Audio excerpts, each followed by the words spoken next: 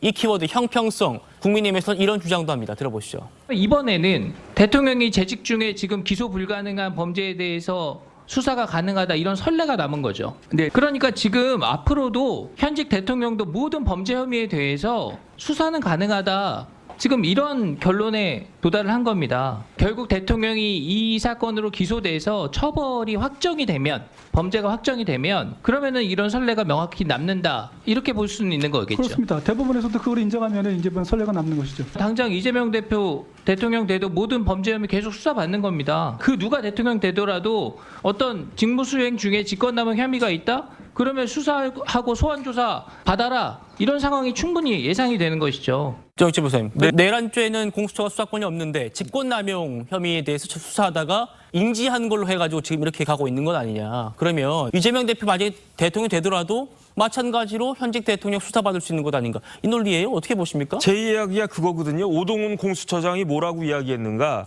내란죄 수사할 수 없다라고 한 건 오동훈 처장도 인정을 했습니다. 그런데 어떻게 수사를 할 수 있는가. 헌법 84조에 대통령에 대해서는 재직 중에 할 수 없다고 돼 있어요. 소추. 그런데 오동훈 처장은 소추라고 되어 있지 수사는 빠져 있으니까 수사는 할 수 있다. 이런 논리 아니었겠습니까? 그러니까 직권남용죄를 현직 대통령에 대해서 공수처가 할 수 있다는 그러한 이야기인데 기소는 못하더라도 수사는 할 수 있다. 이게 말이 됩니까? 우리나라 역사상 대통령에 대해서 직권남용죄로 수사했던 적이 있습니까? 현직 대통령에 대해서.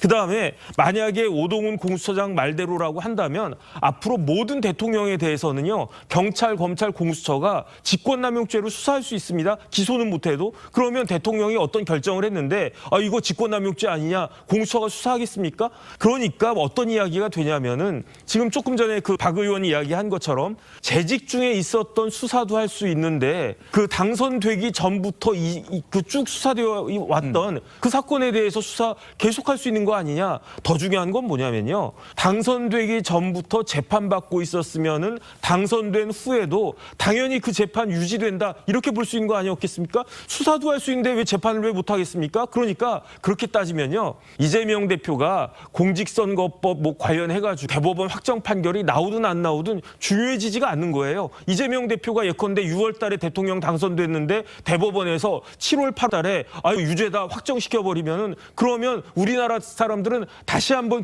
저 대통령 선거해야 되고요. 위증교사죄 1심에서 무죄 나왔지만 항소심에서 유죄 나오고 연말쯤에 대법원에서 유죄 나왔다. 그러면 연말에 또 그거 해야 되고요. 그다음에 현직 대통령이 쌍방울 등등등 해가지고 지금도 이재명 대표 일주일에 두세 번 재판 나가야 됩니다. 그런 일들이 현직 대통령이 재판 나가야 되는 그러한 일들을 갖다가 우리가 봐야 되는 그런 의미에서 어떻게 공수처에게 수사권이 있다라고 볼 수가 있겠는가. 이게 제 생각이거든요. 제 이야기가 맞는지 틀리는지 왜 판사님들은 여기에 대해서 이런 반구가 없는 것인지 그러니까 국회에서 저런 이야기 나오는 거 아니겠습니까? 여기에 대해서 대법원과 헌법재판소는 명확하게 이걸 갖다 갈라줘야지 그렇지 않으면 우리나라 국민들은요. 대선 쓸데없이 두 번 하게 되는 그러한 일을 갖다가 맡게 될 수 있으니까 여기에 대해서 확실하게 이야기해 줘야 됩니다.